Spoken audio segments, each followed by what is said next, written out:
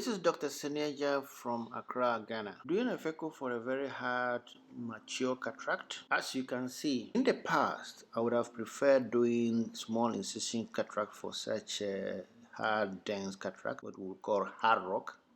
I think in my hands, phacoemulsification is the best option for most of these cases. When all done correctly, it actually provides a safer environment, protects the cornea, and the results are relatively good. That is when you follow all the basic rules of phacoemulsification, selecting the best approach to the type of cataract that is presented to you. You will be able to deal with this safely. So that will include a well-dilated pupil, the width and the length of your cornea incision, a good capillarysis are all very important for a safe and successful cataract surgery. Good hydrodissection is very important. Stable anterior chamber, but you can see that my anterior chamber doesn't look that stable, as you can see from here. Let's see how it will go. I'm doing more hydrodissection, making sure that the nucleus can freely rotate in the bag. Such hard and large nucleus, there is no need for hydrodelineation. I have injected enough viscoelastic. Now I'm going to start my phaco. You will notice that whilst I'm entering the anterior chamber, there is some tightness to my phaco probe. This is very important to prevent leakage.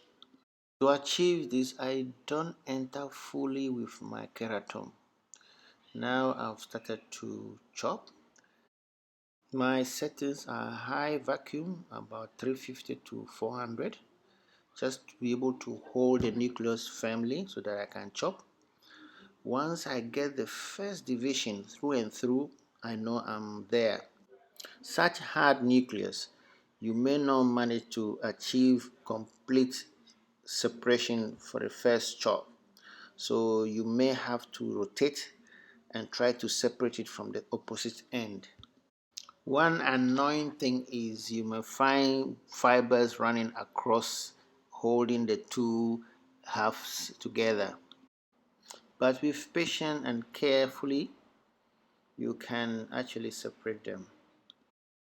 Now that I've managed to divide it into two, I have now started chopping them into smaller pieces and phacoing them subsequently.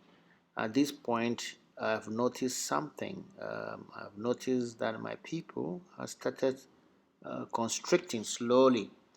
I can see my reflex is not that great at this point.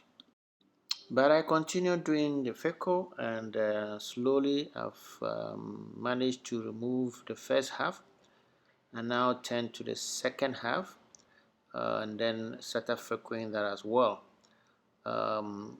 It's also going very well, but I've noticed that at this point I have to inject some more viscoelastic, and that is what you're seeing, to see whether I could actually make it a little bit bigger to finish that piece. So that has helped me a little bit, and I'm able to just phaco the rest of the fragments slowly.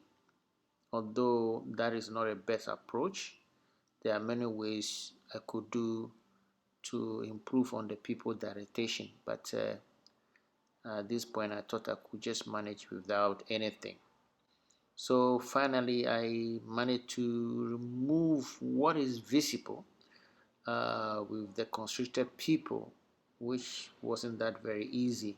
Now to remove the last piece, I needed to protect the posterior capsule by placing a rod under the phaco probe. It looks like there is still a fragment under the iris there, so I decided this time to actually inject a diluted adrenaline to dilate the pupil.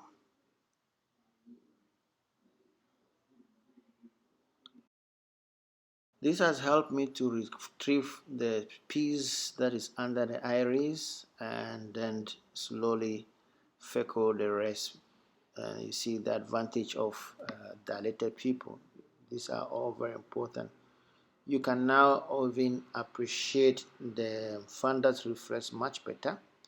Your depth of perception improves considerably.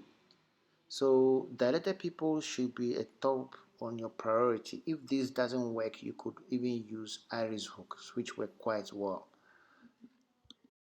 At this stage, since I can actually have a better depth of perception, I can appreciate how far the capsule is away from my chopper. So you can see I'm using a very sharp chopper, but I have no problem at all. And this is very key.